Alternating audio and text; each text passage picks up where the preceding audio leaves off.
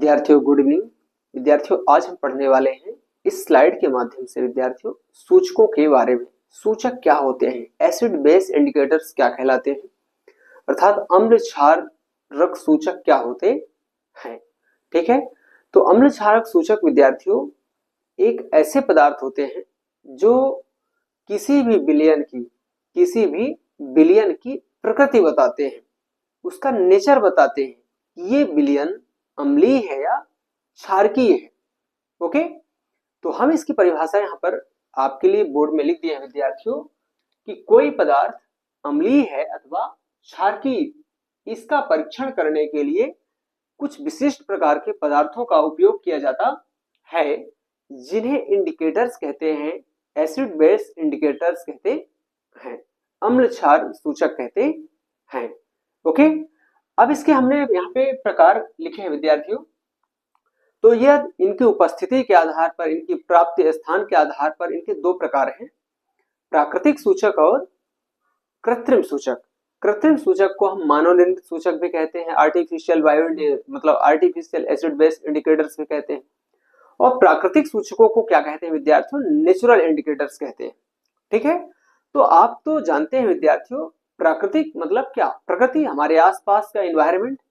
ठीक है, तो ऐसे सूचक विद्यार्थियों जिन्हें हम अपने आसपास के एनवायरनमेंट से, पर्यावरण से प्राप्त कर लेते हैं, मतलब प्रकृति से प्राप्त हो जाते हैं वो। ठीक है ना, तो ऐसे इंडिकेटर्स को हम क्या बोलते हैं विद्यार्थियों, प्राकृतिक सूचक। आप जानते हैं विद्यार्थियों हल्दी, हल्दी एक बहुत ही आसान मतलब सरलता से मिल जाने वाला इंडिकेटर्स है, और इसका हमने कभी ना कभी अपने कपड़ों में लगे दाग से जरूर देखा भी होगा। जब हम उसमें साबुन लगाते हैं, साबुन एक क्षारकीय पदार्थ होता है विद्यार्थियों, तो जो हल्दी का रंग है वो बदल जाता है, पीले से कैसा वो लाल हो जाता है। ठीक है, तो हम ये समझते हैं विद्यार्थियों कि प्राकृतिक सूचक ऐसे सूचक होते हैं जो हमें प्रकृति से मिलते हैं, प्राकृतिक पदार्थों से मिल जाते हैं। ठीक है, और जो कृत्रिम सूचक होते हैं विद्यार्थियों, वो ऐसे सूचक होते हैं जिन्हें लेबोरेटरी में तैयार किए जाते हैं, लैब में बनाए जाते हैं मानव की सहायता से। ओके, तो ऐसे सूचक जिन्हें हम प्राकृतिक पदार्थों से प्राप्त करते हैं, प्रकृति से प्राप्त करते हैं, उन्हें हम क्या कहेंगे, प्राकृतिक सूचक। और ऐसे सूचक जिन्हें हम लैब में बनाते हैं, प्रयोगशाला में बनाते हैं, उन्हें क्या कहेंगे विद्यार्थियों, कृत्रिम सूचक। ठीक है, तो यहाँ पर हमने इनके एग्जाम्पल्स भी लिख दिए हैं विद्यार्थियों कि जो अपने प्राकृतिक सूचक हैं वो क्या क्या है। तो हल्दी, लिटमस, गुड़हल का जो पंखुड़ी है उसका भी इस्तेमाल करते हैं विद्यार्थियों। और कई सारे ऐसे पुष्प हैं जिनका हम, जैसे लाल पत्ता गोभी की जो पत्तियां होती हैं उनका रस निकाल लेते हैं। ठीक है ना, और उस रस का हम किस में इस्तेमाल करते हैं, एसिड बेस इंडिकेटर्स की तरह करते हैं। ओके, तो ये हो गए क्या, प्राकृतिक सूचक के उदाहरण। ठीक है, हम बात करें यहाँ पे कृत्रिम सूचक के उदाहरण की, तो मैंने यहाँ पे मेंशन किया है विद्यार्थियों मेथिल ऑरेंज और फिनॉल्फ्थालीन। ठीक है, ये क्या है, अपने कृत्रिम सूचक हैं जिन्हें हम प्रयोगशाला में बनाते हैं, लैब में बनाते हैं। क्लियर।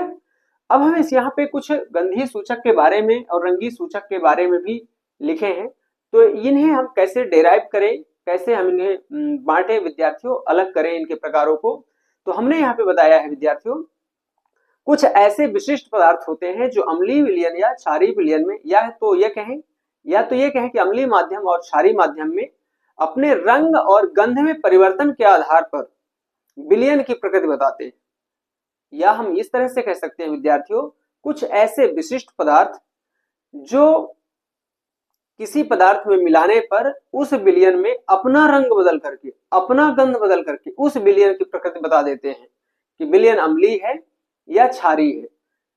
आपको ये बात बिल्कुल बहुत अच्छे से समझना चाहिए विद्यार्थियों कि विलयन का रंग नहीं बदलता है, उस विलयन में यदि हम डालते हैं तो इस थोड़ी सी मात्रा लेकर के हम चेक करते हैं। जब हम किसी, जैसे हम इंडिकेटर्स का इस्तेमाल करके यदि हम उस विलयन की प्रकृति जांचना चाहते हैं तो उसकी थोड़ी सी मात्रा लेकर के हम उसमें क्या डालते हैं विद्यार्थियों, इन इंडिकेटर्स को डालते हैं। उस विलयन में क्या डालेंगे, इन इंडिकेटर्स को डालेंगे, सूचक पदार्थों को डालेंगे। सूचक जैसे हम उसमें डालते हैं तो सूचक का रंग में या तो गंध में परिवर्तन आता है। क्लियर, यह हम निष्कर्ष निकालते हैं कि विलयन अम्लीय है या क्षारीय है। तो मैंने यहाँ पर कुछ एग्जाम्पल्स लिखे हैं विद्यार्थियों, जैसे ये रंग व गंध में परिवर्तन के आधार पर प्रकार, तो दो प्रकार है, रंगीय सूचक और गंधीय सूचक। तो रंगीय सूचक में हम एक बढ़िया फेमस उदाहरण है हमारा लिटमस, ठीक है।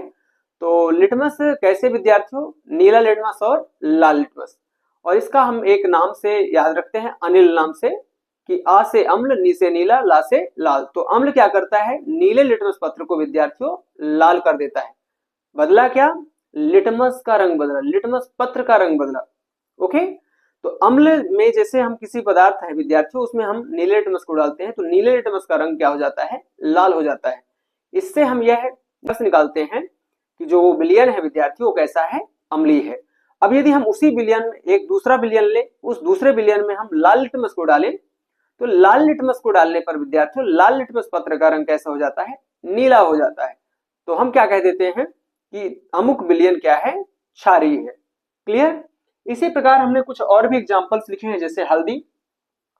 हल्दी को यदि हम अम्लीय विलयन में डालें तो हल्दी का रंग अपरिवर्तित रहता है, रंग नहीं बदलता। लेकिन वही हल्दी को यदि हम क्षारीय विलयन में मिला दें तो हल्दी का रंग कैसा हो जाता है विद्यार्थियों, पीले से लाल हो जाता है। क्लियर। फिर हमने दूसरा एग्जांपल यहाँ पे लिखा है मेथिल ऑरेंज।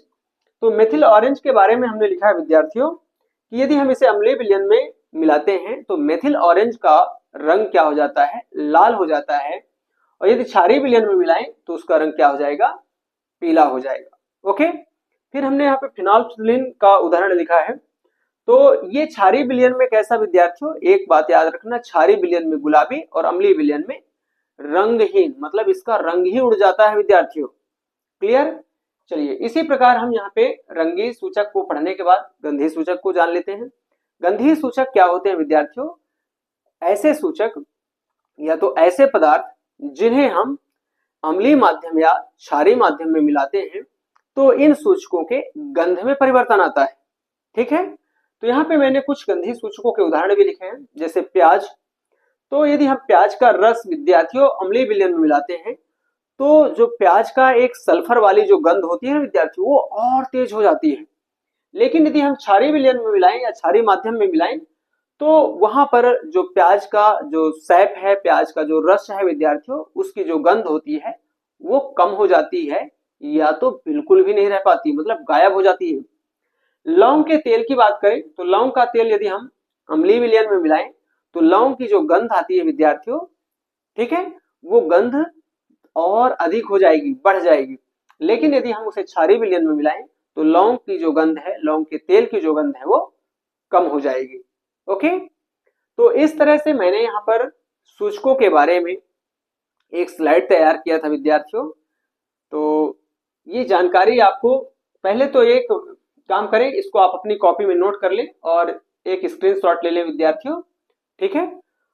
तो विद्यार्थियों, मेरे द्वारा दी गई जानकारी सूचकों के बारे में आपको कैसी लगी कमेंट करके जरूर बताएं, और यदि वीडियो अच्छी लगी हो विद्यार्थियों, वीडियो को लाइक करें और अपने सभी दोस्तों तक इसे शेयर करें, और यदि चैनल पर नए आए हैं विद्यार्थियों तो चैनल को सब्सक्राइब भी कर लें।